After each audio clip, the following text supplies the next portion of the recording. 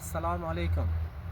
Biz hozir Samarqand viloyatida joylashgan Imom al-Buxoriy majmuasidamiz. Umrini ilmga bag'ishlagan Imom al-Buxoriy hazratlari bu majmuani, bu masjid hozir bizga ko'rinib turgan qism masjid ismi ko'rinib turibdi.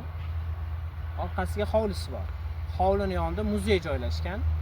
Muzey yoniga Imom al-Buxoriy hazratlarining qabrlari bor.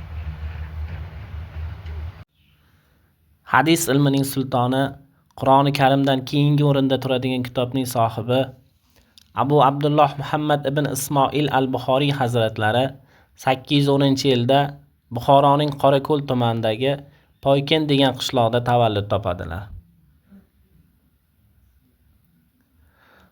Otalarining ismi Xo'ja Ismoil bo'lib, onalarining ismi tarixda qayd etilmagan. Bitta akalari bo'ladi, ismlari Ahmad ismli akalari bo'lgan. Imom Buxoriy 2 yoshlarida ko'zlariga shikast yetib, ko'zlari ojiz bo'lib qoladi. Ota-onasi tabibga ko'rsatadi, tabib davolab bo'lmasligini, davosi yo'qligini aytadi. Oradan ancha vaqt o'tib 4-5 yoshlarida chamasi bir kuni onaizor har doimgidek tahajjud namozini o'qib uxlab qoladilar va tushlariga Ibrohim alayhissalom kirib ayon beradiki, "Ey volida, seni Allohga qilgan duolaring Alloh qabul qildi", deydi. 2 yoshlarda ko'zlari ojiz bo'lgan Buxoriy 4-5 yoshlarda bu yorug' dunyoni ko'ra boshlagan. Imom Buxoriy 7 yoshlari Qur'onni yoddan bilgan. 10-11 yoshlarida 70 mingdan ziyod hadisni, muborak hadisni yoddan aytib bera olgan. Yoshlik chog'larida otasidan ajralib qoladi, otasi olamdan o'tadilar.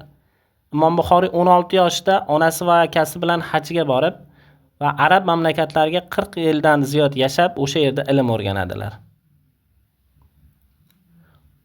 Bu vaqt oralig'ida 600 mingdan ziyod hadisni to'plab, 7275 ta sahih hadisni ajratadilar. 16 yoshlarida arab diyoriga borgan Buxoriy hazratlari 58 yoshda vataniga qaytib keladi. Qaytib kelsa onasi va akasi olamdan o'tgan bo'ladi. Buxoro amiri Imom Buxoriyning yonlariga chaqirib, "Sen kelib mening farzandlarimga, saroy ahli farzandlariga ta'lim bergin, ilm o'rgatgin", deydi. Imom Buxoriy aytadilarki, "Ustoz shogirdning oldiga kelmaydi, shogird ustozning oldiga boradi. Sening farzandlaring mening madrasamga kelsin, ilm o'rgataman", deydi.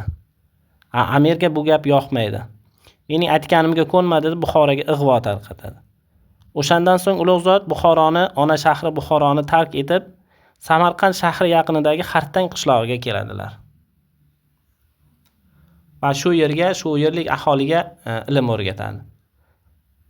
Xartang qishlog'ida 870-yilda shu qishloqda vafot etadilar.